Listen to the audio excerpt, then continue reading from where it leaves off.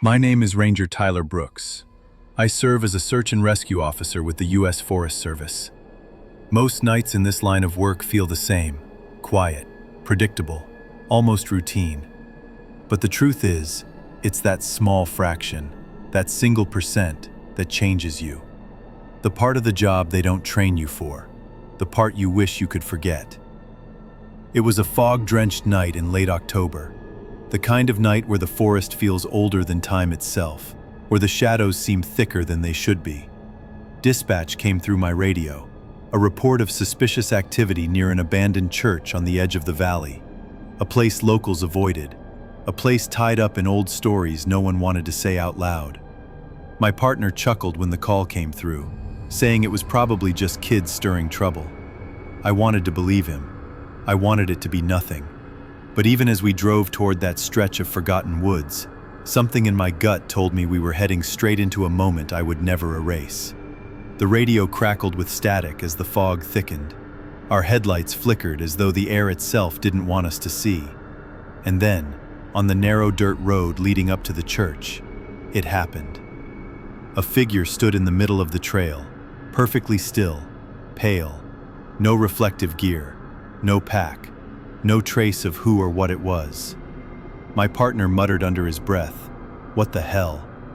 But the moment our headlights cut across its face, the figure simply disappeared. One blink, and it was gone. We sat in silence, neither one of us willing to admit we had just seen it. But silence is sometimes louder than words. We pressed on, deeper into the woods. Each step seemed to press against an invisible wall of quiet. No owls, no rustle of leaves, not even the wind, just a suffocating stillness.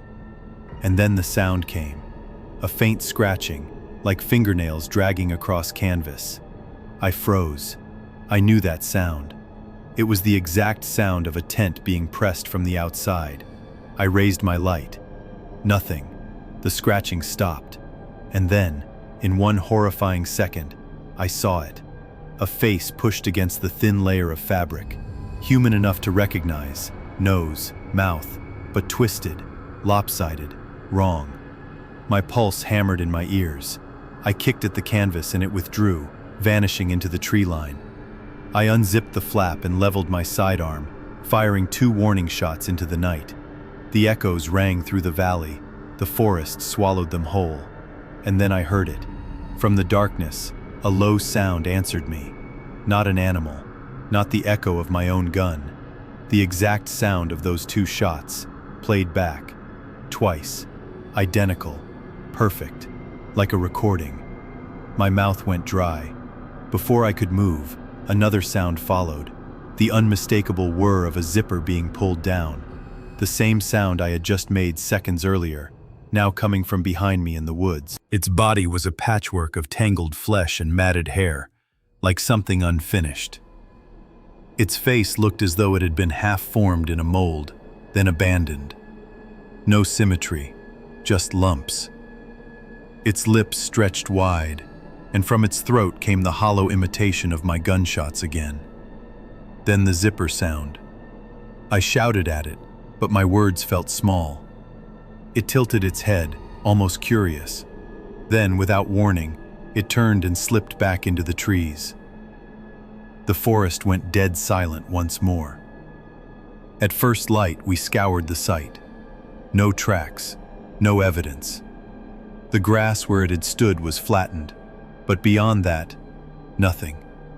Even our radios were glitching, spitting out fragments of sound they had never recorded. We wrote the report. Unexplained activity. Filed away. Forgotten by paper. Not forgotten by me. Nights after, I would wake up to the memory of that sound. The zipper at my ear, mimicked in the dark. And I realized something. Whatever that thing was, it wasn't just wandering. It was learning. It remembered. It imitated.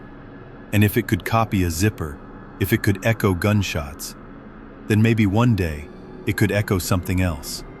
A voice, a scream, even a name. I have never seen it again, but when I stand on the edge of the forest at night, I feel it, watching, waiting, mimicking.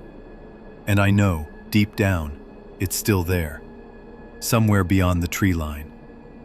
So if you felt your chest tighten just listening to this, remember, these stories are real. What I've told you tonight isn't a campfire tale. It's not fiction. And if you want to hear the rest, the cases that were never meant to reach the public eye, you need to stay with us. Subscribe to MindFuel, because every week we peel back another layer of truth you weren't supposed to see. Truth that chills, truth that lingers. Because what's out there is still out there. And next time, it might not just copy the sound of a zipper, it might copy you. We pulled up to the old church just after midnight. The place looked as if it had been left to rot a century ago. Tall weeds had climbed up the stone walls. Broken stained glass windows stared down at us like empty eyes. The air hung thick and still. The kind of silence that makes you feel like you're intruding. As our headlights swept across the lot, we saw it. An old sedan parked crooked near the front steps. Engine still running. Exhaust puffing faintly in the cold air. Doors locked. No driver. No passengers. No sign of anyone at all. My partner muttered under his breath and went to check the VIN. He tapped on the hood, muttering about how strange it was that the tank was nearly empty, like it had been idling there for hours. While he circled the car, I turned toward the church. That's when I heard it. Low at first, almost indistinguishable. Whispers. Dozens of voices, tangled together, seeping through the broken doorway. Words I couldn't quite make out, but spoken as if they were meant for me alone. I raised my body cam toward the door, but the screen fuzzed with static the moment it aligned with the entrance. Perfectly clear when I pointed it away, static and warping whenever I aimed at the church. I said nothing to my partner. I wasn't ready for him to confirm what I already feared. We drew our flashlights and stepped inside. Dust spiraled in the beams. Every pew was cracked and rotting, the smell of mold filling the air. But something didn't fit. Across the floorboards, clear as day, was a trail of footprints. Fresh. Too fresh. The edges were damp, pressed into the dirt and rot, as if someone had just walked through moments before we entered. At the pulpit, a Bible lay open. My light caught the pages and my stomach turned. Every word, every single word, had been blacked out. Line after line swallowed in ink. All except for one phrase left untouched, standing out in stark white against the sea of darkness. He is here. The words bled into my mind. My partner swore under his breath. I closed the book quickly, but the sound of it snapping shut echoed louder than it should have, carrying through the hollow nave of the church like a gunshot. Then came the noise, above us, a scuttling, frantic, heavy crawl ripping across the ceiling beams. Fast, too fast for anything human. My beam shot upward, cutting across the rafters. Empty, nothing there. The sound had stopped as if it had never existed. We stood frozen in that hollow place, breath shallow, flashlights trembling, both of us knowing that whatever we had just heard, it hadn't left. There are calls we file, reports that go into neat little boxes, explained away with official language, put into records no one will ever read. But then there are the others. The calls we never document. The ones they tell us to forget. This was one of them. After the noise above, we searched the nave, hoping to convince ourselves it was rats, or maybe loose beams shifting in the wind. But something pulled me toward a door behind the pulpit, half concealed beneath a drape of rotting fabric. The hinges screamed as I forced it open, revealing a set of narrow stairs spiraling down into darkness. My partner muttered that we shouldn't go further, but we went anyway. The basement smelled of iron and earth, My light cut across the concrete floor, catching scraps scattered in the dust. Torn fabric, patches. First, I thought they were just trash, but as I knelt down, I saw what they really were. Uniform pieces. Police, rangers, security companies. Badges and names rubbed off, shredded beyond recognition. All of them abandoned here, like shed skin. Deeper in, against the far wall, stood a heavy metal door, bolted shut from the outside. Deep scratches scored the steel on the inside, claw marks tearing across it in every direction. Something had tried to get out, or had been kept from getting in. My partner backed away, whispering that we'd gone far enough. He wanted out. And just as he said it, the door rattled. Once, then again, then harder. Metal shrieked under the weight of whatever slammed against it from the other side. Dust shook loose from the ceiling.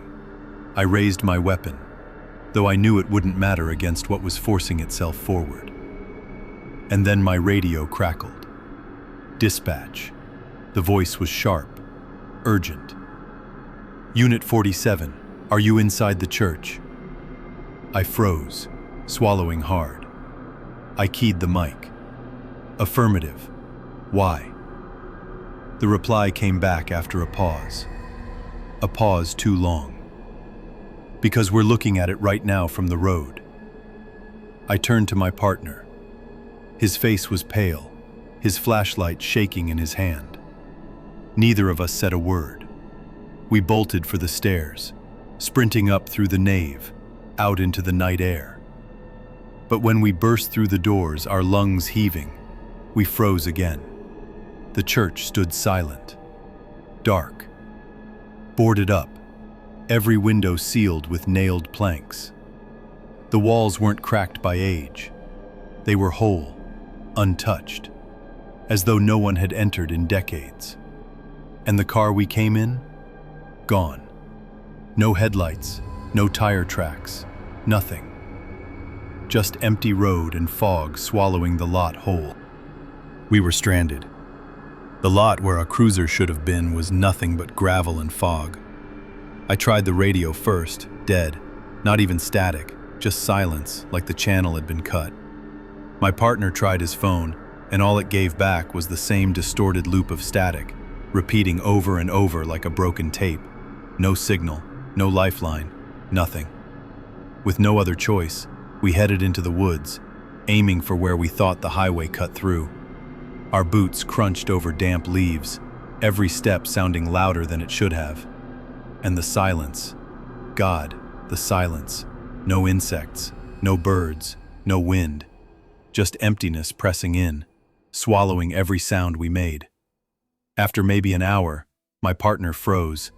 He raised his light, hand shaking, and I followed his beam. My stomach dropped. Hanging from the branches above us, swaying lightly in the still air, was a row of bodies. At least 6, maybe more. All strung upside down, uniforms stiff with dried blood. Police, rangers, badges dulled with age. All of them, motionless in the trees. And then, one of them opened its eyes, bloodshot, wide. It turned its head toward me, lips parting. The voice came out dry, ragged, like sandpaper dragged across stone. Go back. My flashlight shook in my hands. I stumbled backward, breath short, weapon raised without thought. That's when I saw it. Movement between the trees, not the sway of a branch, not an animal, something enormous, taller than any man.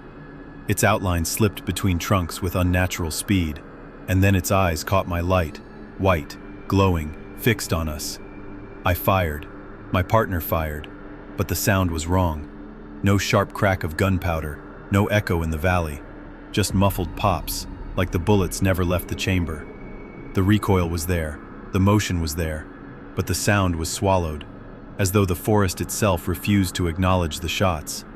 I turned to yell at my partner, to tell him to run, but the words died in my throat.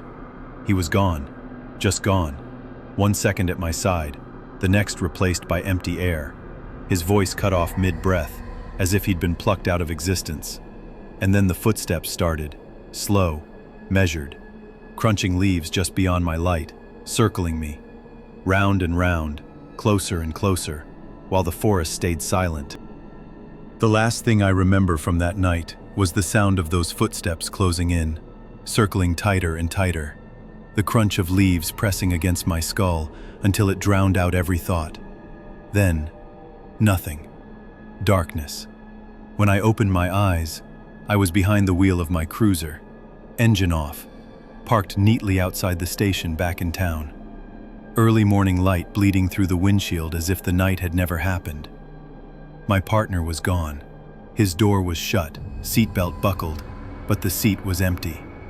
I staggered inside, demanding answers, but the deeper I looked, the colder it got. Records didn't match. There was no trace of him in the system, no personnel file, no ID photo, nothing. According to the department, he had never existed. I pulled the dashcam footage myself. 6 hours, gone, corrupted, just static and warping frames. The techs managed to recover fragments, and what I saw made my blood turn to ice.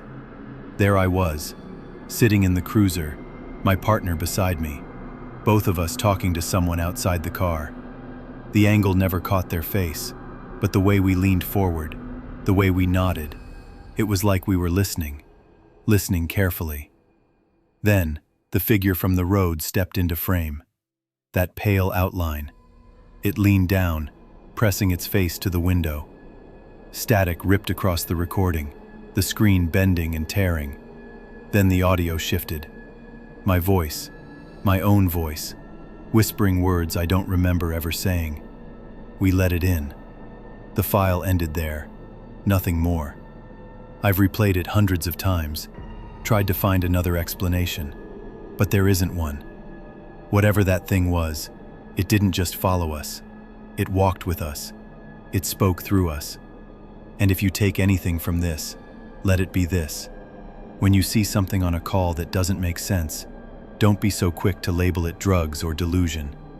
Sometimes it's real, and if it looks at you, don't look back. The report was sealed. Official cause of death, undisclosed. That's the line they gave the press, the line they gave the families. But the truth is still out there, and late at night, when the static hums on the radio, I still hear it. A voice, distorted, crawling through the interference. You saw it too.